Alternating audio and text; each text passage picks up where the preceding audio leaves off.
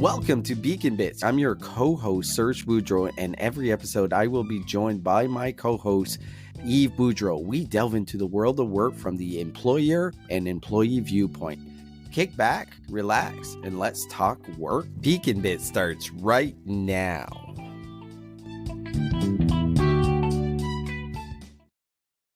Welcome to Beacon Bits. I'm Serge, joined by my co-host, Yves. Yves just came back from St. John's, Newfoundland. How was that? It was good. It was my first time going. So ever? Yeah. What? I know. I don't know why. I just never. And I have family there too. So you think that I would have gone there more by this point.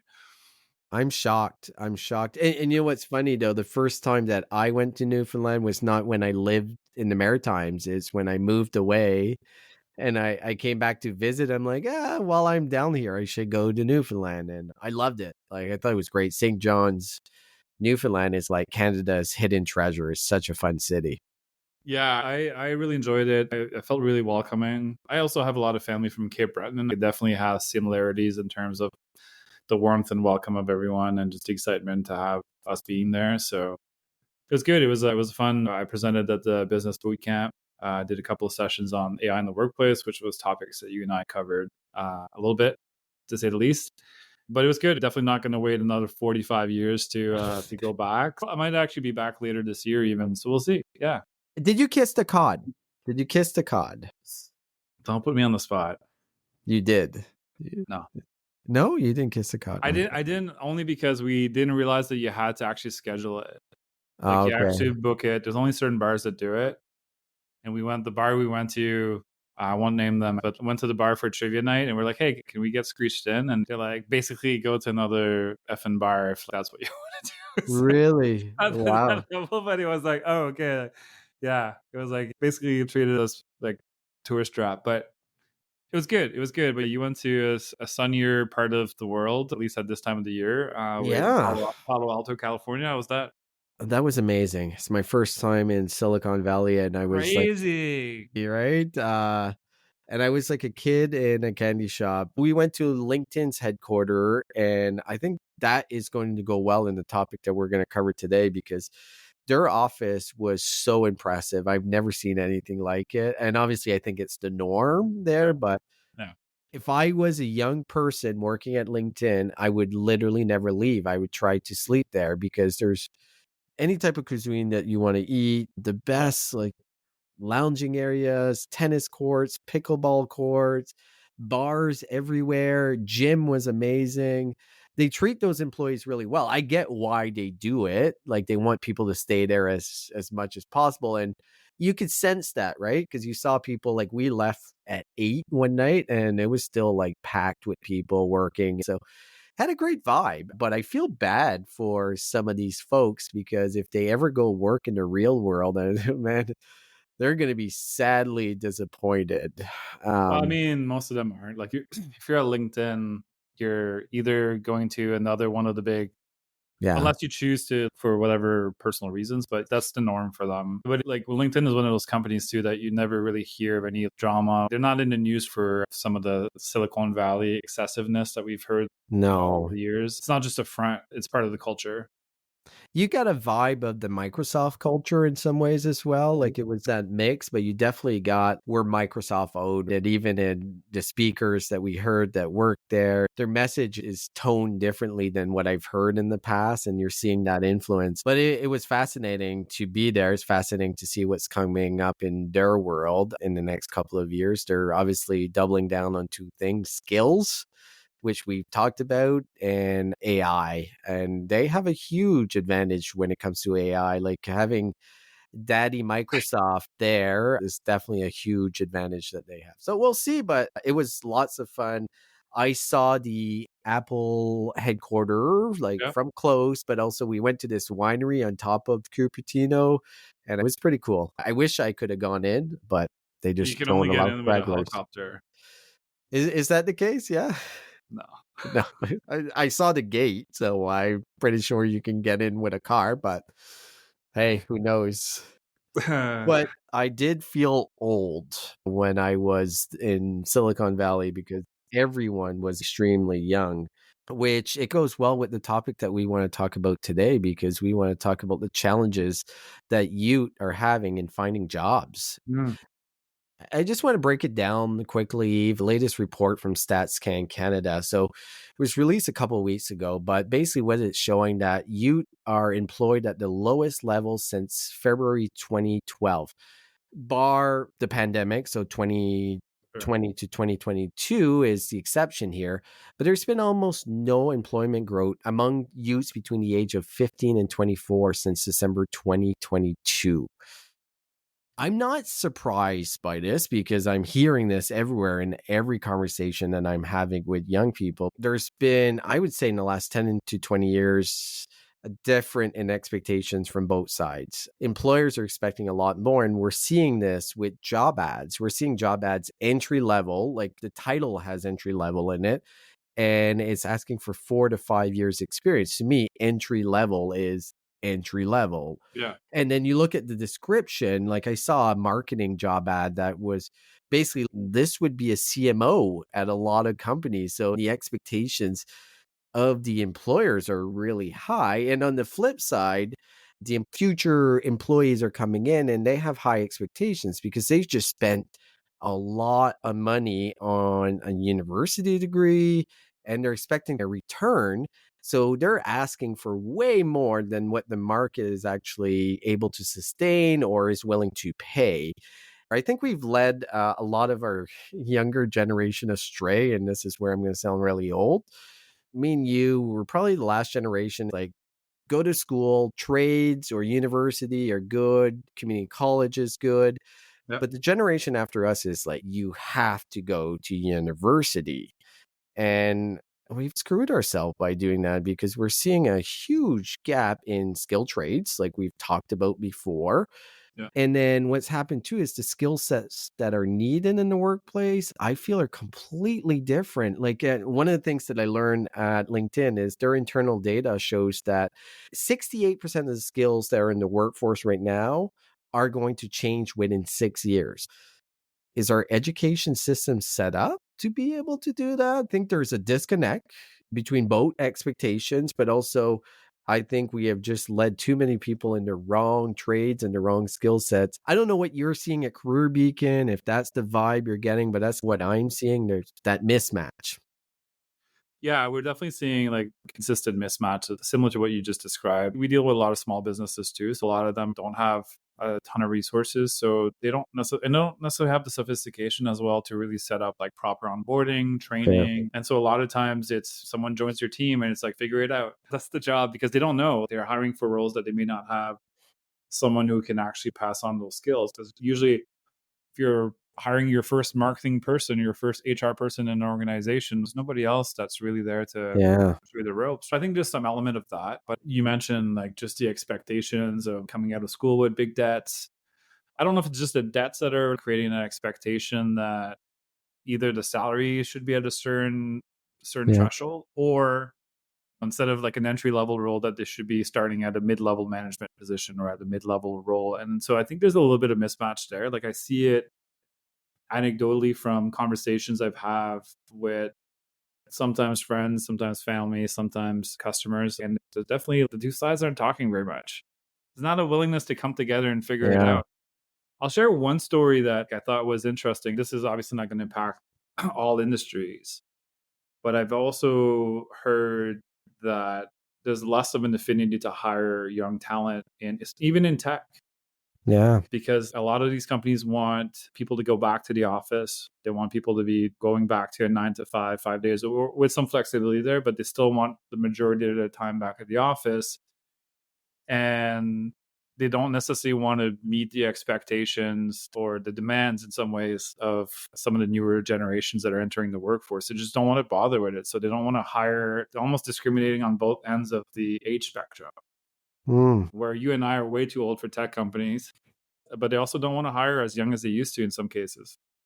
Interesting. Okay, so I want to dig in a little bit on that because there's different research out there that shares that maybe young people do prefer going into the office because think about your 20s, the office is where you got all your social contacts, you made your friends. You go for beers after work. Like they became your social circle in a way, even though you work. And that changes as you have a family and like your priorities change and you're not as willing to spend as much time in the office.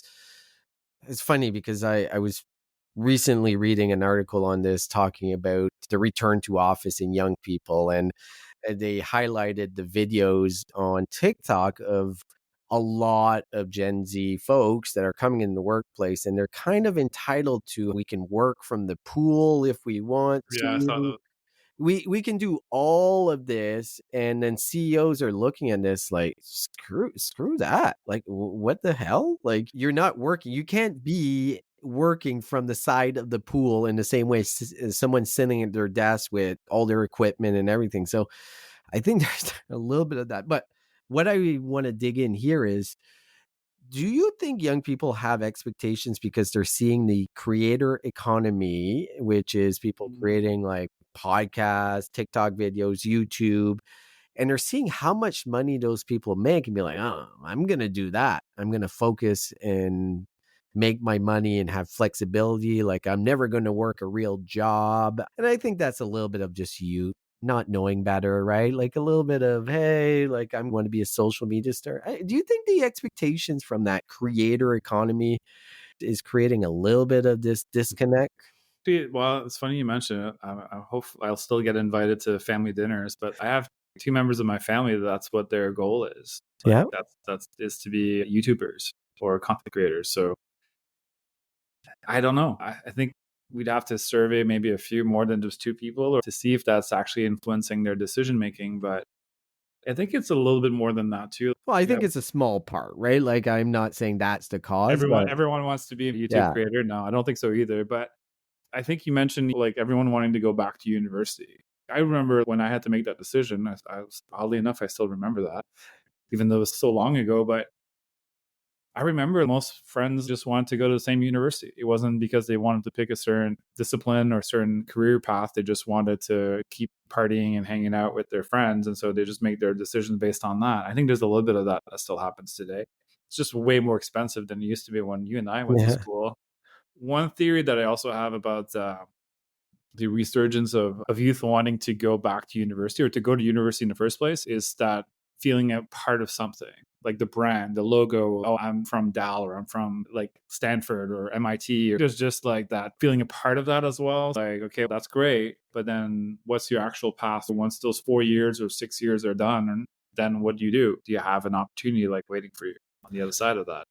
It used to be a guarantee. You had a Yeah. job if you went to university, but now to give you the example, LinkedIn, they changed their policy last year where there's only select roles that you need a university degree. They've removed a lot of it and it's been focused on the skills. So it's no longer a big competitive advantage to go to university. I'm not saying not to go, right? Like I think education is good. So yeah, when we look at what the youth job market is out, they're struggling. They're having a hard time finding jobs. And what are the real reasons that this is happening? Obviously, we talked about a mismatch expectation, which is probably true.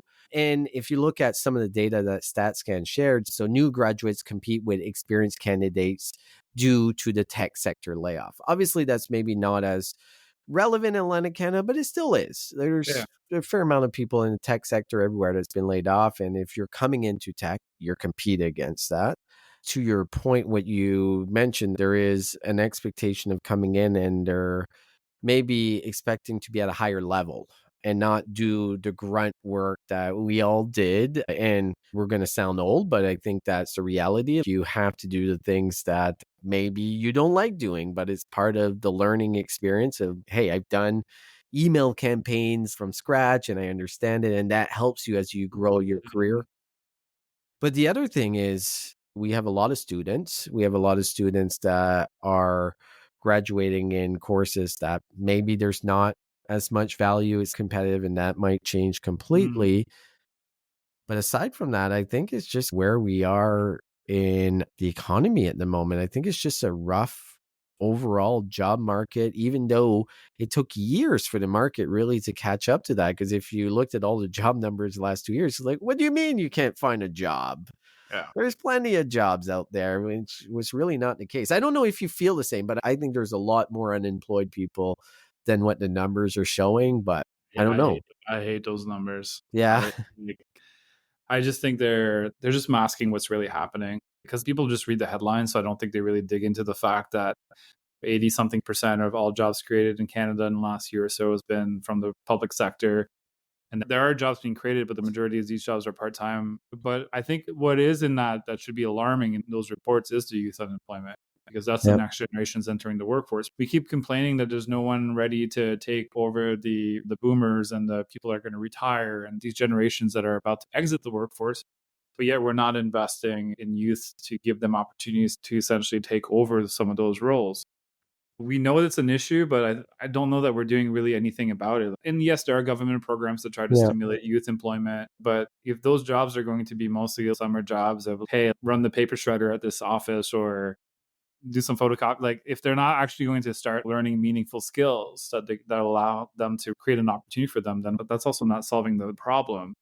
So for me, like I have some big concerns there. I try to be optimistic about, yes, the numbers are pretty doom and gloom right now, Yeah.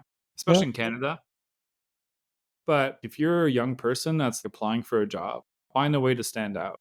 Because like the effort right now that's being done to apply for most jobs is just like hit apply. There's no thought put into like personalizing the resume a little bit, showing interest in the employer. You actually might have an easier chance of standing out because people that are applying for jobs are just like hitting submit on their resume. They're not doing anything different. They're not personalizing their approach for those employers.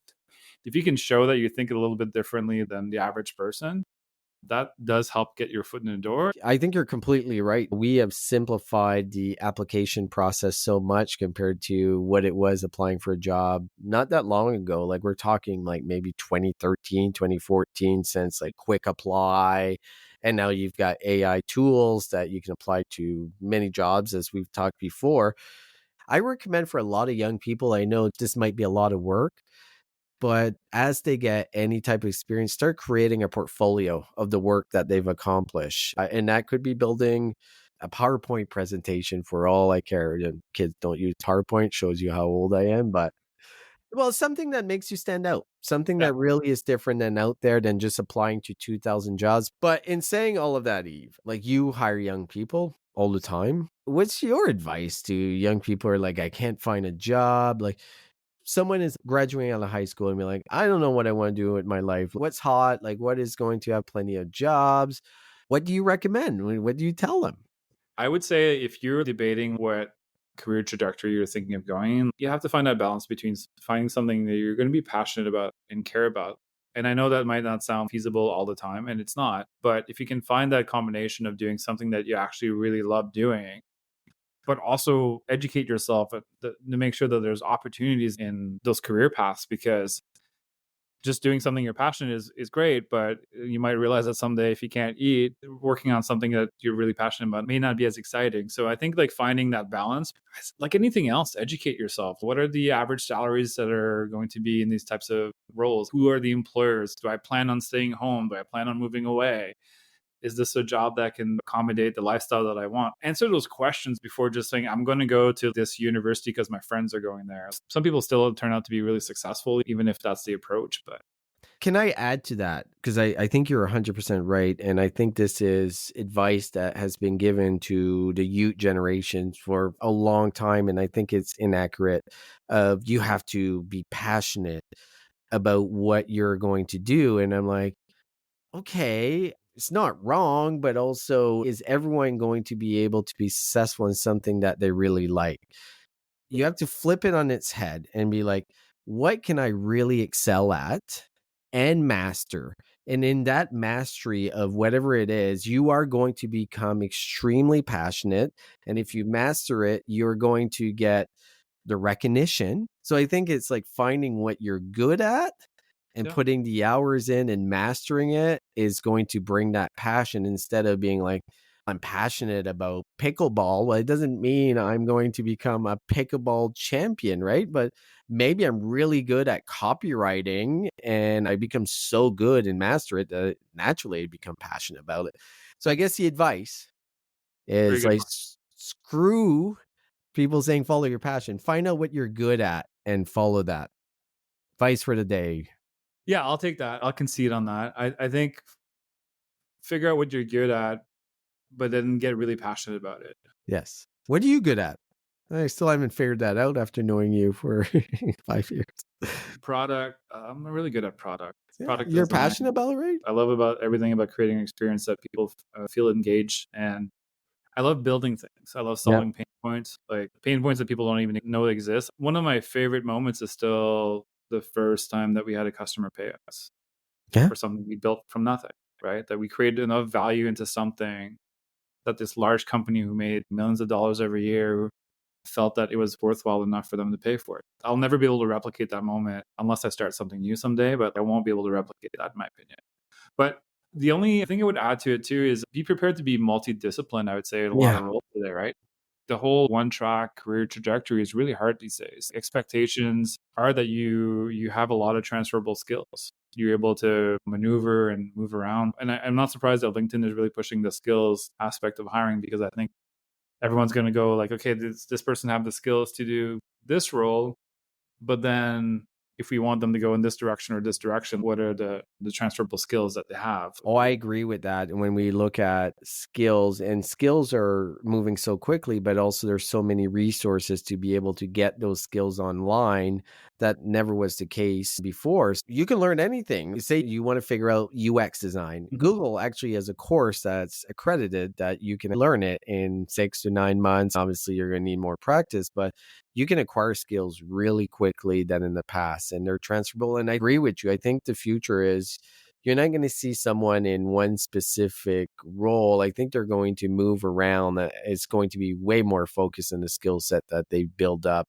The other thing, though, what I'm hearing is a lot of employers saying there's a challenge with soft skills. There's a challenge in roles that you need to leverage soft skills like sales. You need the ability to communicate effectively. You need the ability to read signals, to really create a relationship. And that's not something that you can completely learn. I think there's aspects that you're born with, but I think you can learn and practice. And it's what I call doing the reps, right? If you want to be a really good salesperson, you need to make a lot of calls because your first one is going to be horrible, but your 100's going to be better, your 1,000 is going to be better, on and on. So I think it comes in practice and developing those soft skills, because a lot of the hard skills, they're going to change. They're changing every year. Like to LinkedIn's data, 6 years from now, 70% of the skills we use now are going to be different. Soft skills are absolutely critical. And I'm seeing it. I'm getting a lot of that feedback in the job market and employers. But then on the other side, they probably said that about me. I was a tool when I was 18. Yeah. I'm sure you were. I know you. You're probably really challenging, but you've developed really good soft skills. No, it's a good point. Soft skills is probably what's going to make people stand out for a lot of roles these days, because a lot of the education is going to be on par for a lot of people. So what's going to make you better than the other person is how you show up at work every day, like your level of curiosity you have, like adaptability, learning, like all of those things. That's really what's going to make you stand out. So it's going to be really hard to measure people just strictly on the hard skills. Fun fact is, I don't know if you knew this. So Ben and I started the company unofficially in 2013, and the code name for the company was called Skills Match. Yeah, I remember you telling me. Yeah, skills match. Yeah, You yeah. were We still just have 10 signed documents. years too early. I know, I know. You can bring it back, right? Like maybe that's your new product. New announcement here on Beacon Bids. A new tool called Smart Skill. Is it called? No, Skills Match. no, Skills Match. Whatever. You never took it We out. both You never released it, so I can name it whatever I want, Yves. fine. Yeah, Just go with yeah. it. It's probably a better Sure. name. So I guess that's where you're challenged when it comes to your soft skills of naming something because it didn't roll off the tongue. You should have been a marketer. Hey, I'm the one that wanted to call our conference, if we ever did one, Career Beacon. Get it? Career Beacon? I get it. Yeah, I it's get it. pretty bad. Still, yeah. So let's end it here. A couple things that you mentioned when you are looking for a job. You are looking for a job. That sounds really bad. Be different. You said that, right? Do something different that makes you stand out, because it's so easy right now to stand out in a sea of sameness. Everyone's doing the same thing. Find hopefully something that you can grow into, be passionate about if you become really good. The other element is standing out when you do the job. because that's also a challenge, right? Like coming in and doing the bare minimum, that's not really how you grow your career to be successful. You do take the time that you have. So your 20s, in my opinion, are the critical years of really standing out, hustling, getting the work done. That's how you're going to get promoted, get better job. But the other Right. side of it too is entrepreneurs. Is entrepreneur something that young people should aspire to when they're coming out of college instead of going work for someone to start their own business? Is that a viable path, do you think? Yeah, I think so. There's going to be certain types of industries that they're going to not be as easy to build companies in the future, but there's also a lot of types of businesses that could do really well today. There's a lot of needs. We know like most trades are still in dire need. Someone starting a company in certain verticals, like they could totally dominate, especially if they understand like how to build in the technology and build in like the marketing side of it and really create a brand that people can connect to. There's just tons of opportunities to disrupt right now. Don't go in thinking that it's the glory, private jet, Yeah. fancy cars. Is that what it Um, is? Oh, I thought you had a private jet, Eve. Oh, no, I only have it on the only weekends. the It's weekends. a rent. It's just a rental. But it's yeah, I think it's still viable. It's not the solution to not finding a job. Like Mm. that I'll say. Like sometimes I've met countless young, not just young, actually anyone who wanted to go down the entrepreneurship route. And a lot of times they don't always want to do it because they're passionate about something. It is the case sometimes. And I know you don't like passion. We talked about that earlier. But sometimes it's because they were let go.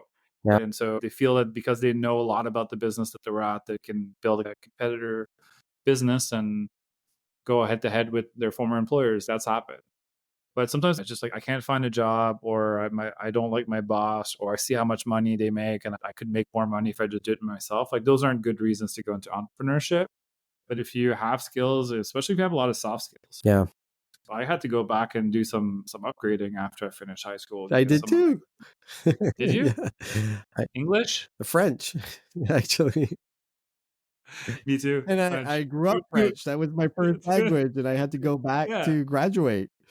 But yeah, I had to go back and upgrade my skills. I didn't get into entrepreneurship because I had a lot of math skills or programming skills, even though I run a software company today, but I had a lot of problem solving skills, real life skills. You're going to hate that word, but passion for what I was doing. So you had the soft skills, but you also had the resilience, which is the skill that you need the most as an entrepreneur. What would you say is the litmus test of being like, I have the internal fortitude to be an entrepreneur? It's going to be a very light litmus test, but it's doing a business plan Yeah. and or a pitch deck. Okay. I know a lot of like VCs and whatever don't want to see business plans because it's an antiquated kind of like approach to business. But it does force you to think about the whole picture. It forces you to think about like, how am I going to build this company? How am I going to get customers? How much is it going to cost me? How much? And if you're not even willing to do that, if I have to chase you to get your pitch deck or your business plan, like you're probably not wired for this. Such good advice. And I don't know, but I'm going to make the assumption that most people don't. When they approach you, hey, I want to be an entrepreneur, they don't have a plan. They just have an idea. An Ideas idea. are Yeah. easy. Execution is really hard. We're still trying to figure out how to execute today. It's been 10 years. So it's something that we constantly refine. Yeah, I would say that. I'd say the other thing I'll add to is if you have an idea for a pain point and you're not willing to figure out who might actually pay you money for this, go talk to customers or potential customers, pitch your idea. If you're too scared or afraid that you're going to basically have someone tell you that your baby's ugly, is what I call it, you're probably not ready for it. Yeah, I've called a lot of baby ugly in my time. I I think a lot of people will say, well, everyone thinks it's a great idea. And unless someone says, here's money, either in buying the product or investing in the company, it doesn't really entice me to be interested in your company if no one is willing to offer you money and invest in or buying your products. Do I have an idea that people are actually going to buy or pay me money? That's until someone gives you that check. That's the proof point. So Serge, like one thing that I'm seeing more and more is I have parents now that like they have kids that are either about to finish high school and they're concerned, right? They're concerned about what opportunities are there for their kids. And obviously parents do have an influence sometimes on the decision, the career decisions that kids make, right? Sometimes a little bit too much influence, but overall, like, how are you approaching, or how do you see yourself approaching? You have 3 daughters. How do you see Yeah. yourself approaching those conversations in 10 years from now when they're about to go down that road? Well, it makes me really nervous because I'm thinking like 10 years from now is so far away in the sense of just the acceleration that we're going through with AI. But let's just put the context of here and now today. And I guess it depends what the interest and what are they really good at and what could they Mm, potentially succeed. I would not discourage trades. Like it's the one that I'm so gung ho on because not yeah, only as like doing the trade, but as an entrepreneur. Think about like you're an electrician or you're construction, anything, machinist. And I'm maybe a little bit biased because my whole family is the mm, exception to it, but I also see how well they do. I see how right, much money I make and I see how much money my brother makes. And at 5 o'clock, he's done. Like he's not worrying about mhm, anything and he's doing a really good lifestyle.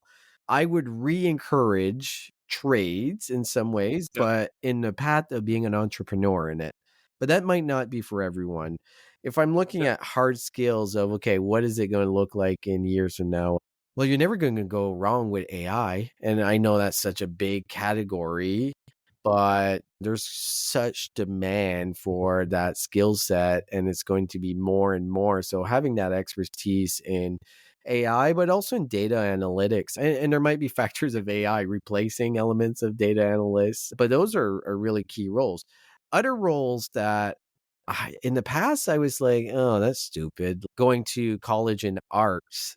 I think there's a lot more value in the artist now than there's ever been because we talked about content creation. You're looking at how marketing is done right now. If you're right, really good in design, if you're really good in putting concepts together, videography, like all of those factors of the art side of it, I think there's plenty of opportunities there. And one that comes across all the time, but actually, I had a weird story happen with this. I've always been saying cybersecurity, cybersecurity. There's mm, such a demand. But then I was in a cab in Nashville and I always talk to the Uber driver and he's like, oh, is this your like full time gig? He's like, no, I'm actually in cybersecurity. I'm like, what the hell are you doing? And he's like, well, I can't find a job. And I'm like, whoa, you can't find a job in mm, cybersecurity. But then I dug in deeper. I'm like, how many jobs have you applied? None. I'm like, what do you mean you can't find a job? No one's called me. I'm like, well, it doesn't always work like that. Sometimes you have to apply, I'm sure. But in saying that, the advice I would give everyone is you got to upgrade your skills every year. Your investment should be in yourself. And I know that sounds really fluffy, but invest in your core skills on a continual basis. I think you'll be ahead of it. I don't have much education on my end, but I've been an avid learner my whole life, right? I read a lot of books. Same for you. I think we get a lot of our knowledge of maybe some street smarts, but also stay on top of everything, like being constantly aware of what's going on in your industry. Even if you're not smart, you're going to sound smart, which is how I've survived. how how we I was gonna say how we both survive, Yeah. but Okay. yeah, that's really good advice. I like the continuous learning. I'm an advocate. I also think it's how that's what life is. Like the minute you stop learning something, you stop growing, in my opinion, as a human being. So keep learning. That's what keeps you young. That's what keeps us looking as handsome as we are for our age. Everyone should have a responsibility to want to do it for themselves. Yeah. Everyone needs to have continuous learning. But I also want to see employers do more there. Start opening those personal development budgets again. Start encouraging your employees to have Mhm. access to resources to continue learning because they're going to need to, and you're going to want them to have more transferable skills because it's literally going to be the reality of what's happening forever, really. But yeah, Wise words. And I think that is for every organization, not only for younger generation coming in the workforce, like you're going to have to reskill a ton of your employees. So get those programs in place and give the tools because the thing is, we're 5 years away from Gen Z being 30% of our workforce. And we're not setting them up with the proper skill sets to be ready. That means some mentoring. That means some help. That means the right programs. I'm glad you nailed that because it seems like this podcast, we've been like, you need to do this. But there is an accountability to the employers because if you're not, you're screwed in a couple of years because the boomers are retiring and Gen X like myself, we don't really want to work anymore. So putting that in context, we need the millennials and we need the Gen Z. No one's going to take my spot because I'm never retiring. So you're saying I'll have another co-host here soon is what you're saying? No, when I say Gen X doesn't want to work, I mean, I still want to get paid, Yeah. but do I want to do the effort in the same way that I did in my 20s? I'm hoping to rely on my knowledge a lot more as I get in my older years. And I'm saying that in jest. Obviously, I still have to work and I don't plan on retiring, but I want to work on stuff that. You want to pick and choose what you want to work Yeah, on. exactly. That's exactly the point. So, another episode of Beacon Bits, and this was a fun one. I think we should do this again. I think this is episode 4, and we need to get to episode 6 because 98% of podcasts don't go past episode 6. So our goal is at least 7 episodes. This is episode 5. Oh, there you go. Technically, we have recorded 6, but one of them will never see the light of day. Oh, it's probably the best one. That will be in our vault. That will be for That'll be the poll. special subscription. If you pay us $100,000 each, you will get free access to this. It's like when they sold the Wu-Tang album for $1 million to one person. That's what we're doing here. So on that note, Sure. Yves, always a pleasure. Looking forward to the next one. Au revoir.